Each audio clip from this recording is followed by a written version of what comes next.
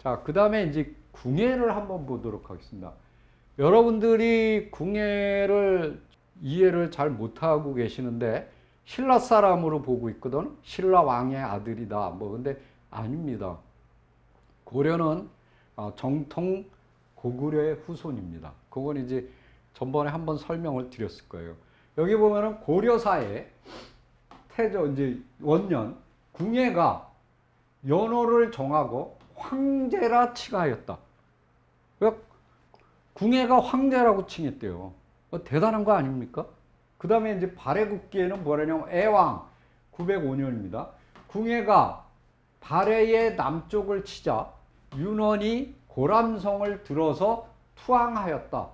이렇게 나와요. 그래서 이때부터 압록강의 남쪽 땅을 상실하게 되었다. 그러니까 발해 영토에서 압록강 이남의 땅이 누구한테? 궁예로 넘어간 거예요. 그게 왜 그러냐? 이 사건 때문에 그렇습니다. 윤원이라는 사람이 고람성을 들어서 투항했다. 이렇게. 그래서 보면은 여기 이제 중요한 얘기가 나옵니다. 고려사에 홍유라는 사람의 열전에 말하기를, 홍유는 궁예 말년에 배현경, 친순경, 복지경과 함께 기병이 장수가 되었는데 은밀히 모의하여 태조의 집에 찾아가서 말하기를, 이제 왕건한테 이제 왕이 돼달라 그런 거예요. 사만이 분열된 이후에 도둑들이 다투어 일어나다 지금의 왕 궁예죠.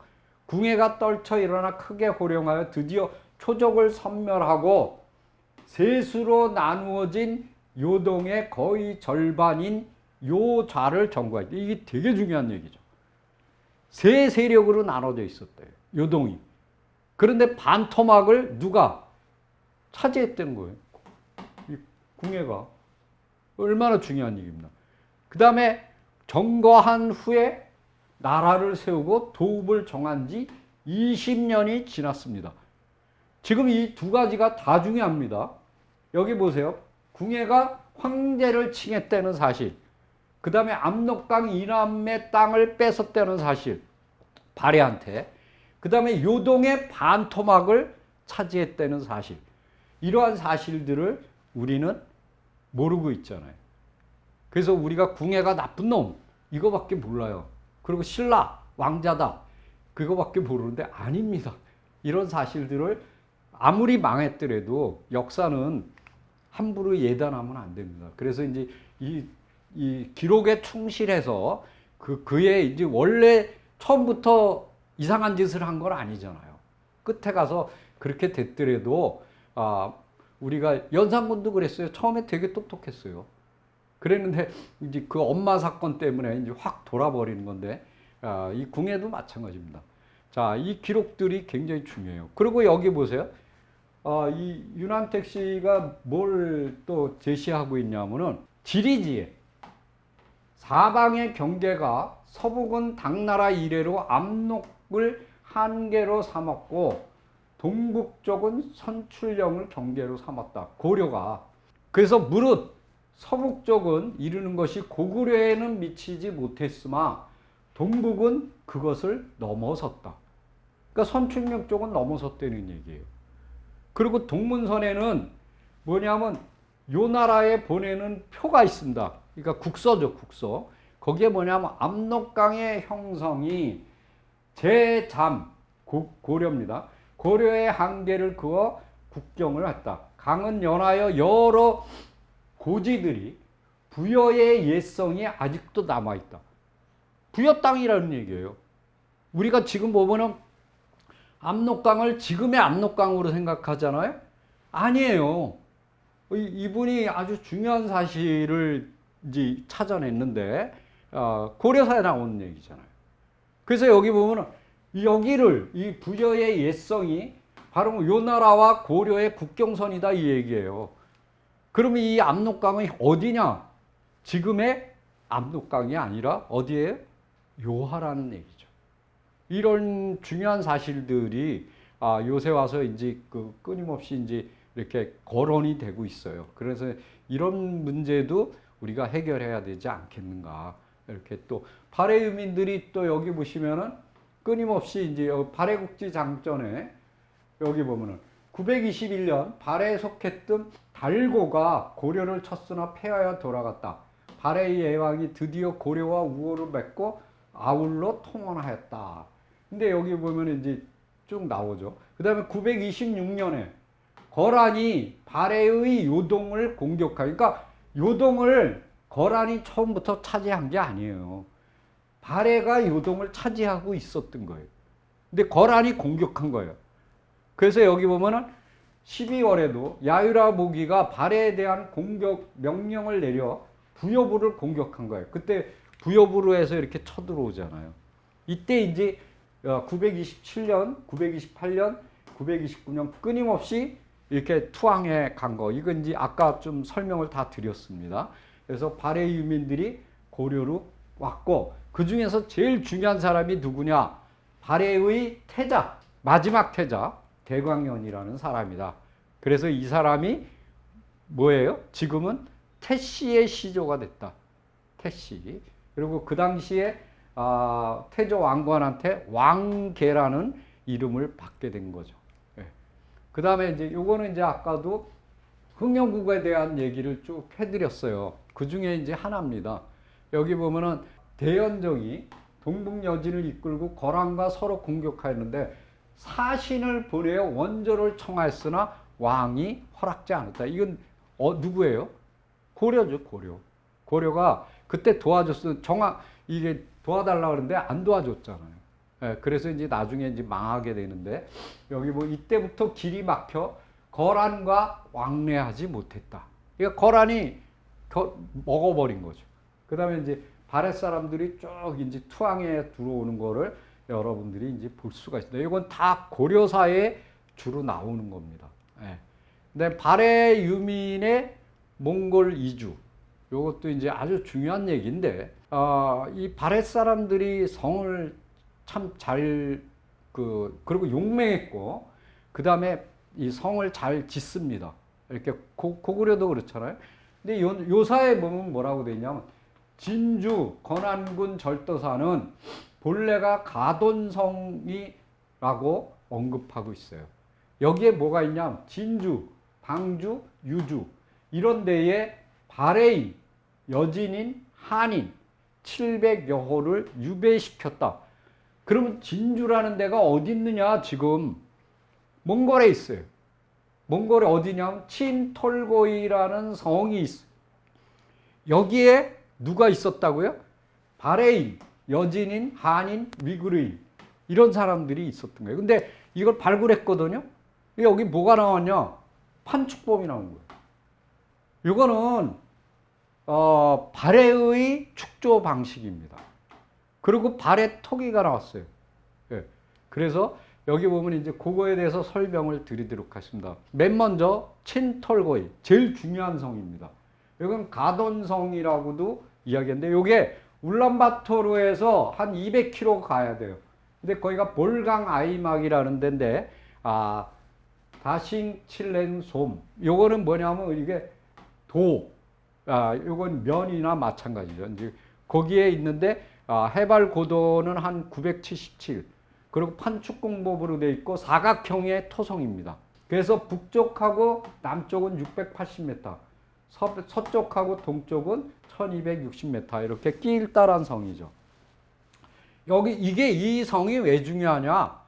디귿자 모양의 쇄골고래, 온돌이 나왔어요. 온돌. 그러니까 온돌이라는 거는 우리 민족만이 쓰는 특이한 난방인데, 이게 여기서 나온 거예요. 그러니까 발해인이 여기 살았다는 얘기죠. 예. 그래서 이러한 발해 토기도 나오고, 이렇게 보면 그 위치가 어디냐? 지금 여기입니다. 요게 이제 친톨고이에요. 요게 이제 오런섬이라고, 이렇게 몽골의 수도가 이제 이 오런섬 있는 여기 있거든요. 요게 하라오름인데 그 부근이에요. 예. 여기서 이제 여기 성들이 보면은 요걸 중심으로 해서 이렇게 쫙 배치돼 있어요. 굉장히 중요하죠. 근데 위에서 보면 어떻게 생겼냐? 이렇게 생겼어요. 이렇게 일달해요. 이걸 발굴했는데 여기 보십시오. 이렇게 세 개의 골을 이렇게 구축한 온돌이 나왔죠. 네, 세 골에. 굉장히 그 몽골에서 이런 게 나올 줄은 전혀 몰랐던 거죠. 그러니까 바레인을 끌고 갔다 이렇게 보시면 되겠습니다. 그 다음에 지금 요것이 찍은 거예요. 사진을 찍은 건데 요 산이 어디냐면 요거예요. 요게 성이고, 그러니까 요거 지금 벌판이잖아요. 그 성이 잘 안 보여요. 이렇게 평야지대라. 요게 이제 보이는 거예요. 요 성, 요거. 그리고 요거를 확대해서 보면은 여기 보십시오. 이렇게 치가 있고, 그 다음에 옹성이 있어요. 이렇게. 그러니까 여기는 제일 중요한 게 뭐냐면 치, 옹성, 그 다음에 아까 설명드렸던 요 온돌, 그 다음에 판축. 완벽하게 그 발해의 성격을 드러내고 있다. 이렇게 보시면 되겠습니다. 그 다음에 이제 그 옆에 있는 그 겁니다. 똑같이 볼칸 아이막에 있어요. 부르흐 발가스라는 게 이제 성이라는 얘기인데, 거기에 있어요. 근데 여기는 뭐가 나왔냐? 바레인들이 사용했던 절구하고 온돌이 나와요. 예. 근데 이런 것들이 어디서 나오냐? 친톨거이, 하르부, 헤르맹덴지, 울란 헤렘, 이런 요 나라 때 만든 성에서 이런 것들이 나와요. 그래서 여기 굉장히 중요하죠. 예. 여기 보시면은 여기 보세요. 이 절구. 그리고 요게 성이거든요.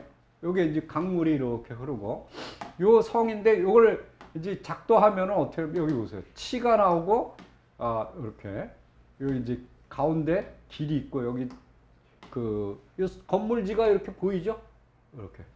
그리고 요거를 이제 멀리에서 찍은 거예요. 이 성을. 이렇게 생겼어요. 벽돌을 구축해서 이렇게 하고, 여기 또 탑도 있어요. 이 거란은 불교를 믿었기 때문에 탑을 많이 세웁니다. 그래서 이렇게 탑도 있고, 요것도 있고, 그 다음에 절구도 나오고, 이런 거를 볼 수가 있어요. 그 다음에 헤르멘덴즈, 이 성도, 요건 이제 약간 그 옆에, 네, 토브 아이막이라는 데 있어요.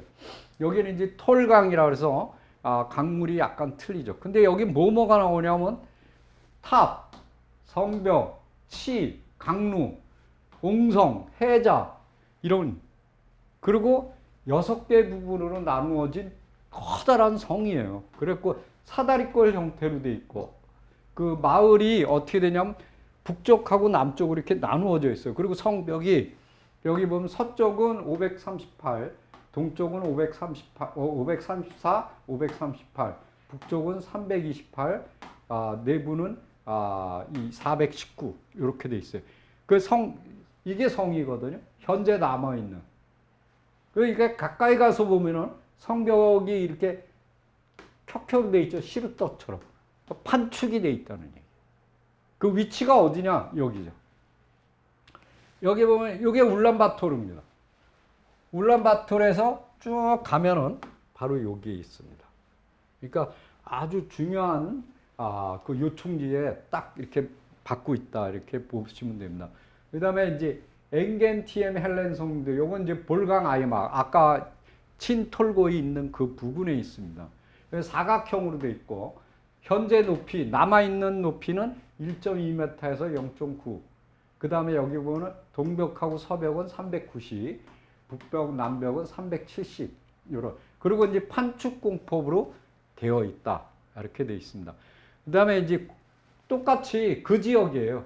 그 아까 설명드린 차강덴진성이라고, 여기 이제 마약노루에 있는데, 이것도 마찬가지로 저 흙을 다진 판축 공법으로 되어 있고, 그 다음에 이제 옹성이 나옵니다. 이렇게 어떻게 생겼냐? 이렇게 사각으로 되어 있어요. 이걸 이제 절개한 거예요. 근데 여기 보면은 이렇게 판축으로 쭉 되어 있고, 여기는 내피를 이렇게 그 돌로 이렇게 쌌죠. 여기 보면은 이 색깔이 다 틀리죠. 이렇게 켜켜로 되어 있습니다. 그리고 이 성을 보시면은 여기가 이렇게 가운데로 이렇게 볼록 들어와 있어요. 이게 뭐냐면 옹성이에요. 네, 옹성 구조로 되어 있다. 이렇게 됩니다. 그 다음에 올랑헬렘. 요거는 이제 볼가나이막 그 지역입니다. 총 길이가 1248 마른 목걸 형태로 되어 있고 뭐가 나와요? 온돌 구조가 나온다. 온돌. 다 비슷합니다. 지금 요거거든요. 이거 보십시오. 굉장히 근데 요거를 구글로 보면은 여기 강물이 있어요. 요 강물 보이시죠? 강물이 있고 요게 성이 정확하게 보이죠. 요거를 이제 작도하면은 요런 치 같은 것들, 옹성 요런 것들이 다 나타나죠. 네. 그래서 요 아까 말씀드린 그 제일 중요한 성이 뭐냐면 요거예요. 친톨거이. 근데 지금 이 설명드리는 이 성은 어디냐? 여기 있습니다. 바로 부근에 이렇게 있고. 요게 이제 구들, 쪽구들이죠. 예, 이렇게 기역자로 이렇게 꺾인 이렇게 쪽구들이 이렇게 있다. 거의 다 그 바레인들이 있는 데는 이러한 그 구들이 온돌 구조가 나오고 있어요. 그리고 이제 제일 중요한 거는 뭐냐면 위그르인들이 지금 여러분들이 그 신라에 가면은 이렇게 수염이 이렇게 달린 그 대상들의 얼굴이 이렇게 있어요. 근데 그걸 갖다가 저 아라비아 상인이라는데 아라비아가 아닙니다. 어디냐면 위그르예요. 위그르. 네. 이들이 왔다 갔다 한 거예요. 그 중에서도 누구냐면 소그드. 지금의 어디냐면 사마르칸트 지역에 있었던 사람들입니다. 그래서 이제 이 서하라는 나라는 탕쿠투족이 세웠어요. 그래서 이제 여기 보면은 이들이 이제 그 영주뿐만 아니라 감숙 위구르를 멸망시키니까 위구르 제국이 멸망당하면서 여러 개로 쪼개져요. 근데 감숙성으로 들어와서 자리 잡았던 애들이 감숙 위구르예요. 근데 이들을 서하가 칩니다. 그래서 어디까지 먹냐면 도남까지 먹어요. 그러다 보니까 이들이 이 대상들이 쭉 오다가 이 서하가 방해를 하니까 위로 올라가 버려요. 그래서 어디로 들어가냐면 아예 몽골 초원으로 들어와 버려요. 그래갖고 이동을 하게 됩니다. 그러니까 무슨 얘기냐면 여기가 서하거든요. 원래는 이쪽으로 해서 이렇게 가면은 되게 편하죠. 근데 이걸 딱 이쪽을 먹어버리니까 이쪽으로 갈 수가 없어요. 그래서 어떻게 하냐면 일로 해서 이 안으로 들어가는 겁니다. 그러니까 여기 보시면은 일로 쭉 와서 고창, 이게 투르판이거든요. 이게 도낭이에요. 일로 해서 감숙성으로 해서 이렇게 가는 게 이게 실크로드죠. 원래가. 실크로드인데 이쪽에서 이제 요 사주, 여기 도낭을 갖다가 이들이 들어와서 먹어버리니까 어떻게 하냐면 이쪽에서 이제 서하는 여기거든요. 요 흥경. 여기서 이렇게 먹어버려요. 그러니까 여기가 차단되니까 어떻게 하냐면 위로 올라가 버리는 거예요. 이 위로에서 이렇게 넘어가는 그런 거를 이제 그 위그르인들이 항하고 있다. 그래서 이제 아까 보면은 위그르가 쭉 나타나는 거를 볼 수가 있어요. 그래서 이들의 유물이 왜 그 크라스키노나 이런데 연해주라든가 아니면 이런 아까 말씀드린 그런 데서 나타나는가 그거를 이제 이해할 수가 있습니다. 그러니까 다시 한번 보여드리면은 바로 이 길목이 차단됐기 때문이다. 여기 실크로드가 그거를 이제 요게 이제 서하니까. 그러니까 일로 들어오면 안전하죠. 일로 들어오면 여기는 요 나라 땅이니까. 그래서 이제 이쪽 길을 몽골 초원 쪽으로 틀어서 쭉 가게 되는 그런 거를 볼 수가 있습니다. 그래서 지금까지 그 발해 유민들이 끊임없이 이제 그 반란을 일으켜서 나라를 세우고 부흥운동을 했지만은 그 고려에게 이제 많은 그 도움을 요청했어요. 그런데도 이제 한 번 정도는 도와줬다가 실패하고 그 후에는 못 도와줬기 때문에 그들이 대부분 이제 패망하고 마는. 그래서 이제 그 발해의 그 태자 대광현이가 이렇게 투항에 들어오는 그런 과정을 살펴봤습니다. 이상입니다.